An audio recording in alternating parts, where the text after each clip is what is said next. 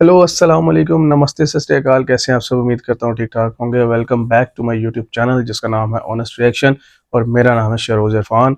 आज की वीडियो होने जा रही है how strong is Indian army. तो चलिए चलते हैं वीडियो की जानिब। टाइम ज़ाया किए बगैर बाकी बातें बाद में करेंगे। ये तो आप सभी जानते ही हैं कि दुनिया की चौथी सबसे ताकतवर मिलिट्री कोई और नहीं बल्कि हमारी ग्रेट इंडियन आर्म्ड फोर्सेस। तो वो काफ़ी अलग अलग वैरायटी के वेपन सिस्टम्स को इस्तेमाल करती है। और अगर इन वेपन सिस्टम्स में से अगर बात करें केवल गन सिस्टम्स की, तो इस मामले पर भी इंडियन आर्म फोर्सेस की इन्वेंट्री में बहुत ही अलग अलग तरह की रेंज देखने को मिलती है। लेकिन क्या आप ये जानते हैं कि इंडियन आर्म फोर्सेस के सबसे फास्टेस्ट फायरिंग गन सिस्टम्स कौन से हैं? तो अगर आपको जानने में दिलचस्पी है तो ये समझ लीजिए कि ये एपिसोड खास आपके लिए ही बनाया गया है। तो स्वागत है आप सभी का डिफेंस ज्ञान सीरीज के एक बेहद ही फ्रेश एपिसोड में। So without wasting any time let's begin. इस लिस्ट का पहला नाम है AK-630, जो इंडियन नेवी की लगभग सभी वॉरशिप्स पर माउंट किया गया रशियन ओरिजिन का एक क्लोज इन वेपन सिस्टम है, जो कि दुश्मन के शॉर्ट रेंज इनकमिंग मिसाइल्स या फिर दुश्मन के एयरक्राफ्ट को डिटेक्ट करके डिस्ट्रॉय करने में पूरी तरह से सक्षम है। और इसके नाम में जो ये नंबर है 630, तो वो इसके 6 गन बैरल्स और 30 mm कैलिबर को दर्शाता है। और अगर बात करें इसके रेट ऑफ फायर की, तो ये गन सिस्टम 4000 से 5000 राउंड्स पर मिनट के रेट से फायर कर सकता है। और इसी रेट ऑफ फायर की मदद से जो वेपन सिस्टम है ये प्रोजेक्टाइल्स के एक बहुत ही घने किल जोन को क्रिएट करता है, जिससे टारगेट को सफलतापूर्वक इंगेज करने के जो चांसेस हैं वो काफ़ी महत्वपूर्ण तरीके से बढ़ जाते हैं। और ये दुश्मन के एयरक्राफ्ट, हेलीकॉप्टर्स और यहाँ तक कि लाइट आर्मर्ड वेसल्स तक को डिस्ट्रॉय करने में सक्षम है। और ये वेपन सिस्टम्स इनकमिंग थ्रेट्स को डिटेक्ट और ट्रैक करने के लिए MR123 वेम्पेल रडार का इस्तेमाल करता है। और अभी वर्तमान समय में इंटरनेशनल डिफेंस मार्केट में मौजूद ये one of the best close in weapon systems में से एक है, जो कि एक fully tried and tested system है। और जबकि इसी वेपन सिस्टम का एक एडवांस वेरिएंट भी है AK-630M1, जो 10,000 राउंड्स पर मिनट के रेट से फायर कर सकता है। अब बढ़ते हैं अगले नाम की तरफ। 10,000 पर मिनट। शिपनॉव GSH-23 और GSH-31 के विपरीत जो मुश्किल नाम GSH-23 है वो ट्विन बैरल 23 mm की ऑटो कैनन है। और आप इसे इंडियन एयरफोर्स के फाइटर्स में इस्तेमाल होने वाला सबसे फास्टेस्ट फायरिंग गन सिस्टम कह सकते हैं, जो कि 3400 से 3600 राउंड्स पर मिनट के रेट से फायर कर सकता है। और ये गन एयरक्राफ्ट जैसे इनकमिंग थ्रेट को बुरी तरह से डिस्ट्रॉय कर सकती है। और एक और इंटरेस्टिंग फैक्ट है कि ट्रांसफर ऑफ टेक्नोलॉजी के माध्यम से ये जो गन है ये भारत की ऑर्डिनेंस फैक्ट्री बोर्ड अब भारत में ही स्थानीय तौर पर मैन्युफैक्चर और असेंबल भी करती है। और भारत के तेजस फाइटर से लेकर MI-24 और MI-35 जैसे हेलीकॉप्टर्स भी इस वेपन से पूरी तरह से इक्विप्ड है। यहाँ तक कि तेजस के लिए जो GSH-23 है वो डॉग फाइट जैसे सिनेरियो में एक प्राइमरी वेपन है। हालांकि इस गन सिस्टम की जो मजल वेलोसिटी है वो आज के समय में इस्तेमाल होने वाले मॉडर्न एयरक्राफ्ट कैनन के कंपैरिजन में थोड़ी लो है।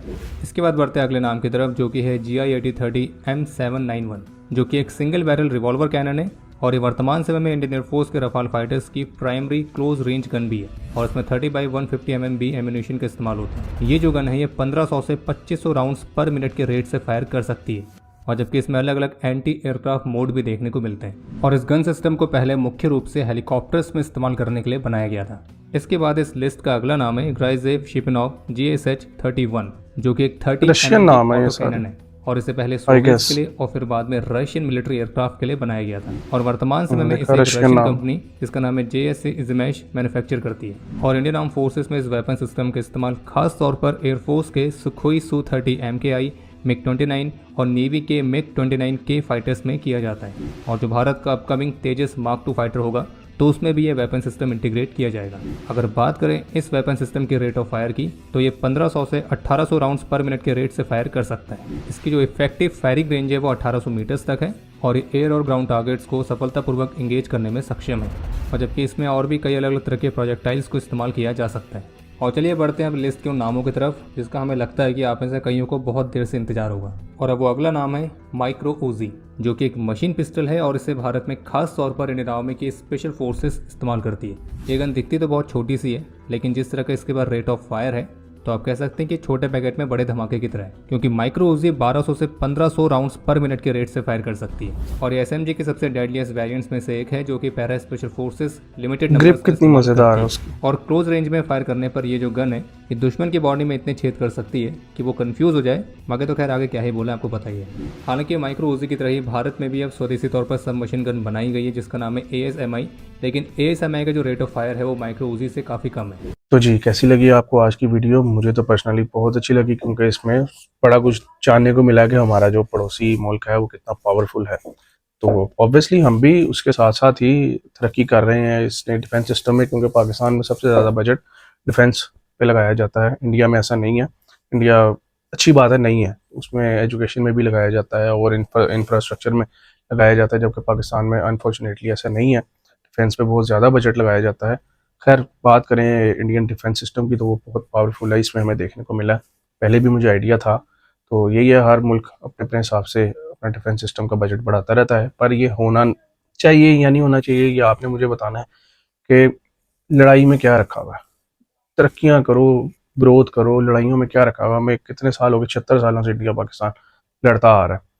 शायद यही वजह है को गवर्नमेंट के पास यही एक बेस बचती है वोट लेने की, तो इसको कभी लड़ाई को ख़त्म ही नहीं होने देते, जो कि बड़ी गलत चीज़ है।